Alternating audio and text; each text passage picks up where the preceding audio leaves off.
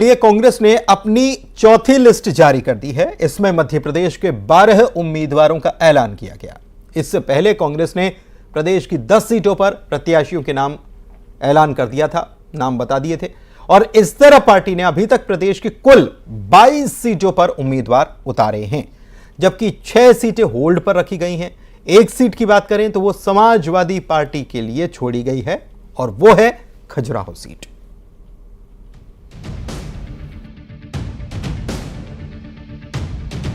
लोकसभा चुनाव के लिए कांग्रेस की जारी चौथी लिस्ट में 46 उम्मीदवारों का नाम ऐलान किया गया, जिसमें मध्य प्रदेश की 12 सीटों पर उम्मीदवारों की घोषणा की गई। इस तरह से पार्टी ने प्रदेश में अभी तक 22 सीटों पर उम्मीदवारों की घोषणा कर दी है, जबकि 6 सीटों पर अभी भी सस्पेंस बरकरार है। गौरतलब है कि पार्टी यूपी के साथ एमपी में भी समाजवादी पार्टी के साथ गठबंधन किया है, जिसके मुताबिक प्रदेश की कुल 29 सीटों में से एक सीट सपा लड़ेगी। बाकी 28 सीटों पर कांग्रेस अपनी प्रत्याशी उतारेगी। कांग्रेस ने राजगढ़ से दिग्विजय सिंह, झाबुआ से कांतिलाल भुरैया, जबलपुर से दिनेश यादव, उज्जैन से महेश परमार, सागर से गुड्डू राजा बुंदेला, रीवा से नीलम अभय मिश्रा, शहडोल से फुंदेलाल मार्को, बालाघाट से सम्राट सारस्वत, मंदसौर से दिलीप सिंह गुर्जर, इंदौर से अक्षय कांति, होशंगाबाद से संजय शर्मा और भोपाल से अरुण श्रीवास्तव को प्रत्याशी बनाया गया है। जबकि 6 सीटों पर उम्मीदवारों का ऐलान बाकी है। जिस सीटों पर अभी उम्मीदवारों की घोषणा बाकी है उनमें गुना, विदिशा, ग्वालियर, मुरैना, दमोह, खंडवा लोकसभा सीट शामिल है। पार्टी ने अब तक 5 विधायकों को टिकट दिया है। बता दें कि पिछले कई दिनों से कयास लगाए जा रहे हैं कि पीसीसी चीफ जीतू पटवारी को कांग्रेस इंदौर से लोकसभा का टिकट दे सकती है, लेकिन पार्टी ने इंदौर में अक्षय को चुनावी मैदान में उतारा है। उनका मुकाबला बीजेपी के मौजूदा सांसद शंकर लालवानी से होगा। वहीं नेता प्रतिपक्ष उमंग सिंघार ने भी धार से चुनाव लड़ने की पेशकश की है। हालांकि कांग्रेस ने अभी धार सीट पर उम्मीदवार के नाम का ऐलान नहीं किया है। Bureau report, news 18 Madhya Pradesh. चलिए आगे बढ़ेंगे। शहडोल लोकसभा सीट की बात करते हैं, जहां पर कांग्रेस ने फुंदेलाल सिंह मार्को को अपना उम्मीदवार बना दिया है और वर्तमान में पुष्पराजगढ़ से विधायक हैं फुंदेलाल सिंह मार्को। आदिवासियों के बीच वे बड़ा चेहरा हैं और शहडोल संभाग में 8 विधानसभा सीटें हैं, जिनमें से 7 पर बीजेपी ने कब्जा रखा है। पुष्पराजगढ़ से फुंदेलाल सिंह मार्को को जीत हासिल हुई थी और अब पार्टी ने इन्हें लोकसभा का टिकट दिया है, लेकिन राह बड़ी मुश्किल है।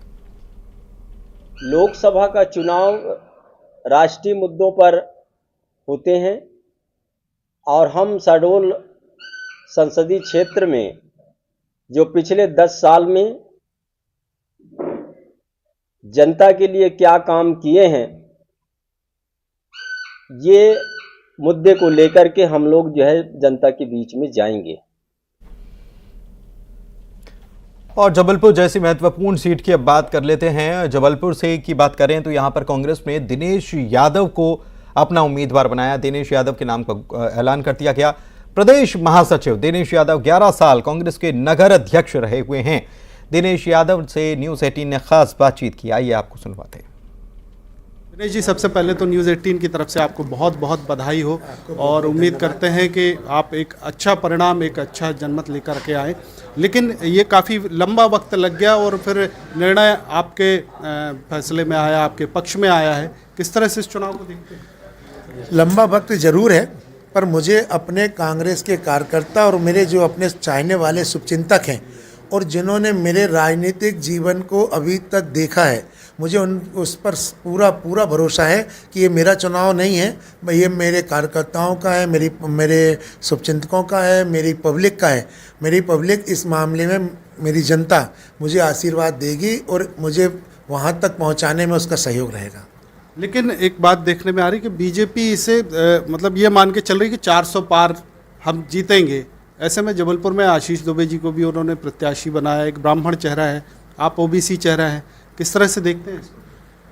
ये 400 पार का जो नारा है, शायद उन्होंने अपने पिछले इतिहास को देखा नहीं है। कभी इंडिया फील्ड गोल्ड की भी बात भई थी, इंडिया शाइनिंग की भी बात भई थी। और आपको हम बता दें, इस देश में प्रजातंत्र का अपना एक बहुत बड़ा महत्व है। पूरे विश्व में भारत के प्रजातंत्र का उदाहरण दिया जाता है और प्रजातंत्र में कोई मालिक नहीं होता। जो लोग आज 400 पार की बात कर रहे हैं, हकीकत ये है कि वो खुद डरे हुए हैं और वो इस बात को महसूस कर रहे हैं जिस प्रकार से देश की स्थितियां बन गई हैं और अब लोगों ने झूठ पर भरोसा करना कम कर दिया है। ये तो सिर्फ एक अहंकार है। एक अहंकार के कारण वो जो हिटलरपन जैसे बोलते थे वैसे ये बोल रहे हैं, परंतु ये देश की जनता किसी की गुलाम नहीं है। ये थे हमारे साथ दिनेश यादव जो जबलपुर लोकसभा से अब मैदान।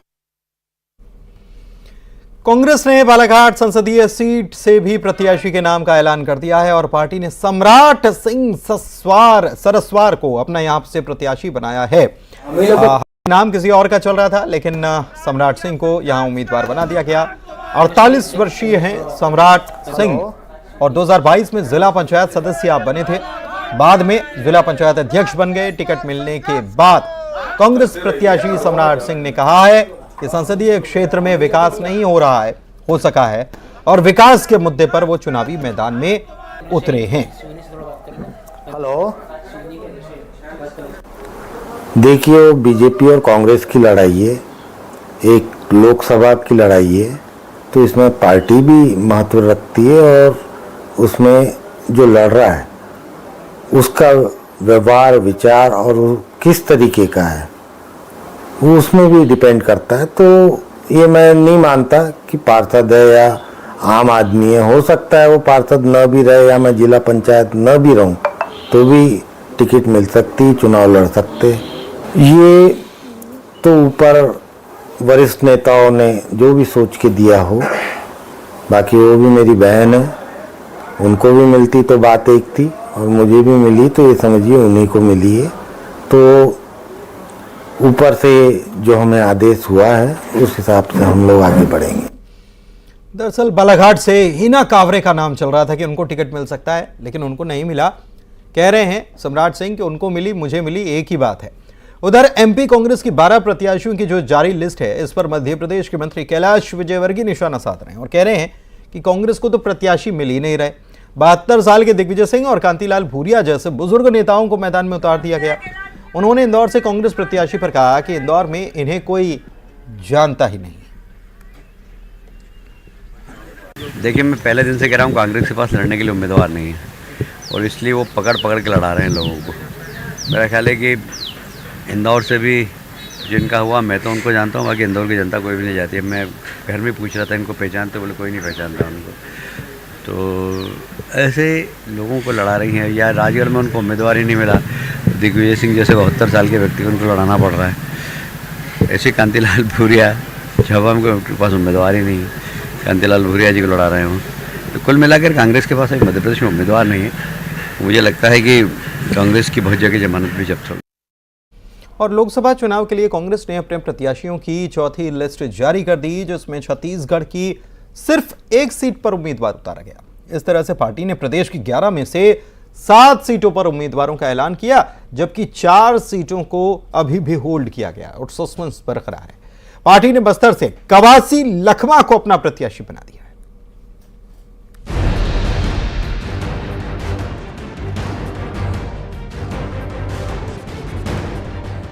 लोकसभा चुनाव की तैयारी में जुटी कांग्रेस को प्रत्याशी घोषित करने में भी बड़ी मशक्कत करनी पड़ रही है। पार्टी ने 8 मार्च को 39 उम्मीदवारों की अपनी पहली सूची जारी की थी, जिसमें छत्तीसगढ़ की 11 में से 6 सीटों पर उम्मीदवारों का ऐलान किया गया था। उसके बाद कांग्रेस ने 15 दिन चले लंबे मंथन के बाद छत्तीसगढ़ में मात्र एक बस्तर लोकसभा सीट पर प्रत्याशी के नाम ऐलान किए।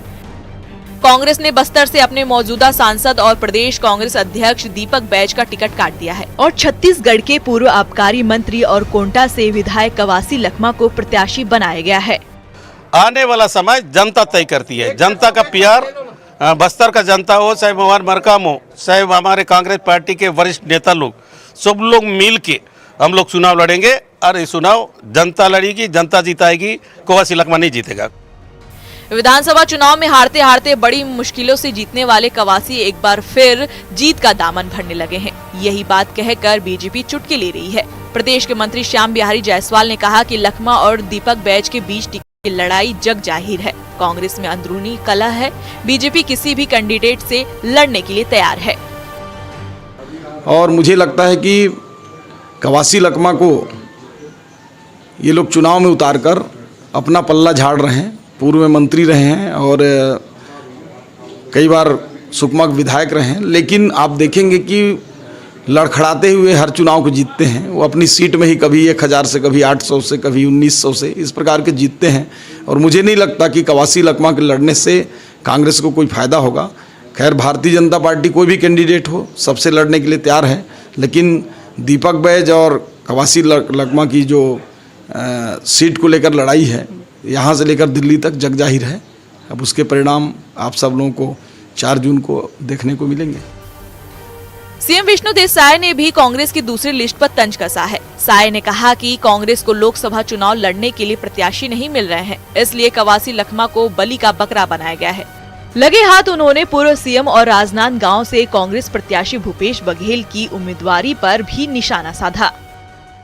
कांग्रेस में प्रत्याशी नहीं मिल रहे हैं, मिला हुआ टिकट वापस कर रहे हैं, तो अब कोई नहीं मिले तो अब कवासी लकमा जी को बलि का बकरा बना रहे हैं। और 508 करोड़ का आरोप हमारा नहीं है, बल्कि जो जांच एजेंसी है उनका आरोप है और देने वालों के कथन के अनुसार आरोप है। और अगर माननीय पूर्व मुख्यमंत्री पाक साफ हैं तो उनको बिल्कुल डरने की आवश्यकता नहीं है। कांग्रेस ने शनिवार देर रात 46 नामों की चौथी सूची जारी की। इसमें छत्तीसगढ़ में सिर्फ बस्तर सीट शामिल है। इस तरह पार्टी ने प्रदेश की कुल 11 लोकसभा सीटों में से 7 पर उम्मीदवारों का ऐलान किया है। जिन सीटों पर कांग्रेस ने प्रत्याशी की घोषणा की, उनमें रायपुर, राजनांदगांव, जांजगीर, कोरबा, दुर्ग, महासमुंद और बस्तर शामिल है, जबकि बिलासपुर, कांकेर, सरगुजा और रायगढ़ इन 4 सीटों पर सस्पेंस अभी भी बरकरार है। अब देखना है कि पार्टी बची इन 4 सीटों पर किसे मौका देती है। Bureau report, news 18 Chhattisgarh. Bastar seat से कवासी लकमा को कांग्रेस ने उम्मीदवार बनाया है। उम्मीदवार बनाए जाने के बाद पहली बार जगदलपुर पहुंचे कवासी लकमा। उनका स्वागत भी जोरदार तरीके से देखने को मिला। न्यूज़ 18 से उन्होंने बातचीत की और कहा कि उम्मीदवार केवल कवासी लकमा नहीं बल्कि पूरे कार्यकर्ता ही उम्मीदवार हैं। सब कार्यकर्ता मेहनत करेंगे और मोदी की गारंटी की पोल खोलने का काम भी करेंगे। उन्होंने हमला बोला और कहा कि बीजेपी के राज में आदिवासियों का संविधान खत्म हो रहा है। साथ ही उन्होंने कहा है कि दीपक बैज हमारे भाई ही हैं।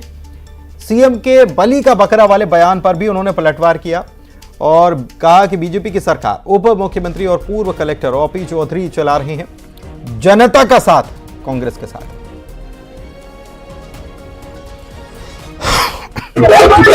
और ये इनके जो कार्यकर्ता इनका स्वागत किए। दादी, आप उम्मीदवार बना के कैसा देखते हैं आप पूरा? मैं उम्मीदवार मैं नहीं हूँ, एक एक कार्यकर्ता उम्मीदवार है, एक एक कार्यकर्ता नेता है, एक एक कार्यकर्ता कवासी लकमा है। इसलिए मेरा पूरा भरोसा है, कार्यकर्ता बनकर, कवासी लकमा बनकर सब लोग मैदान में जाएंगे। सबको भारतीय जनता पार्टी का मोदी गारंटी को पोल खोलेंगे, क्योंकि आज अगर तीसरा बार वो भारतीय जनता पार्टी सरकार बनेगा, आदिवासी लोग के लिए खतरा है। आदिवासी का संविधान खत्म हो रहा है, पिछड़ा वर्ग का, आदिवासी का, एससी का जो आरक्षण खत्म हो जाएगा।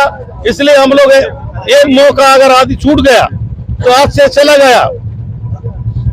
तो तुम्हारा देश का प्रधानमंत्री बोल चुका है संविधान बदलेगा, और तुम्हारा आरएसएस बोल चुका है संविधान बदलना है। संविधान बदलना है मतलब हमारा आदिवासी का बकरी का बल्ले काटना है। दीपक भाई प्रचार में आएंगे? दीपक भाई हमारा भाई है।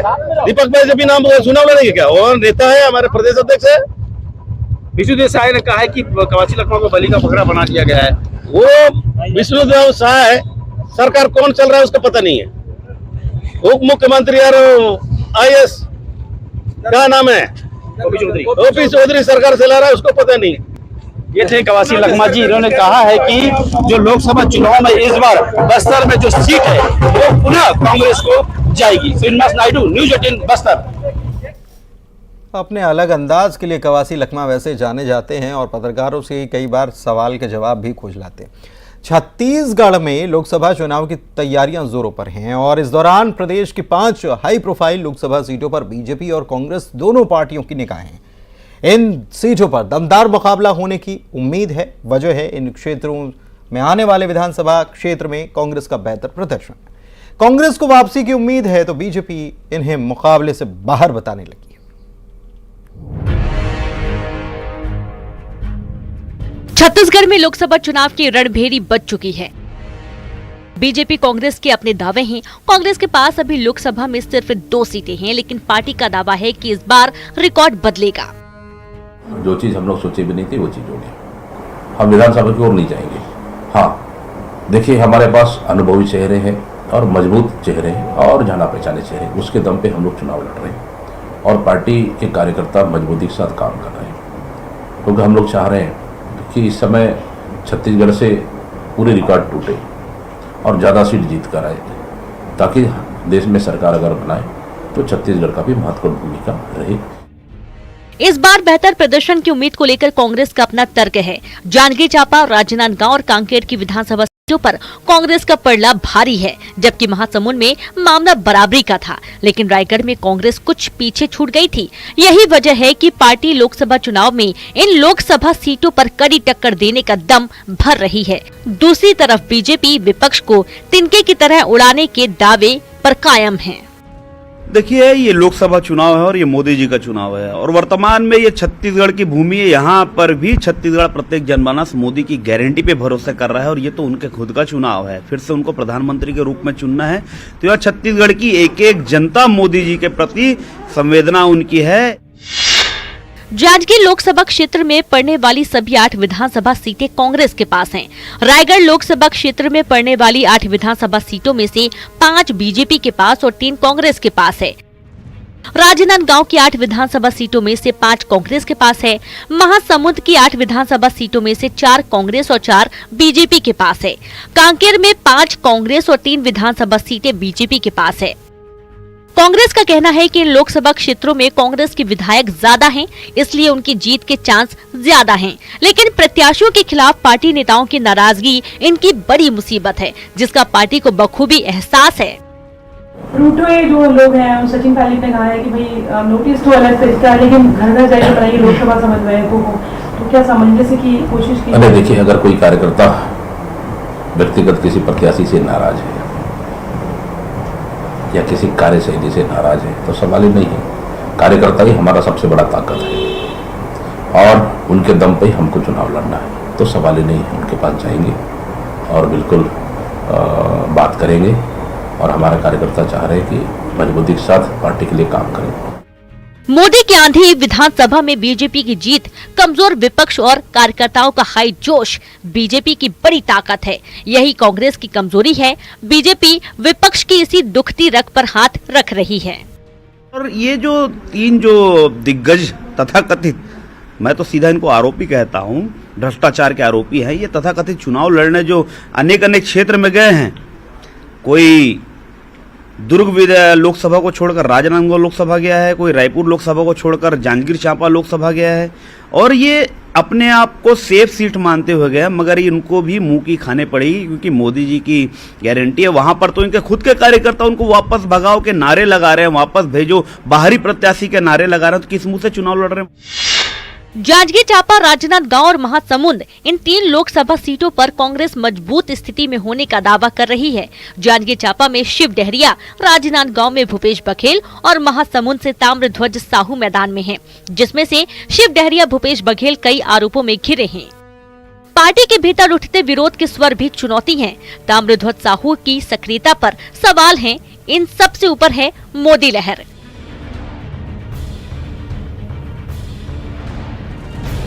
ममता लांजेवार, न्यूज़ 18, रायपुर। चलिए बढ़ते आगे। प्रधानमंत्री मोदी ने देशवासियों को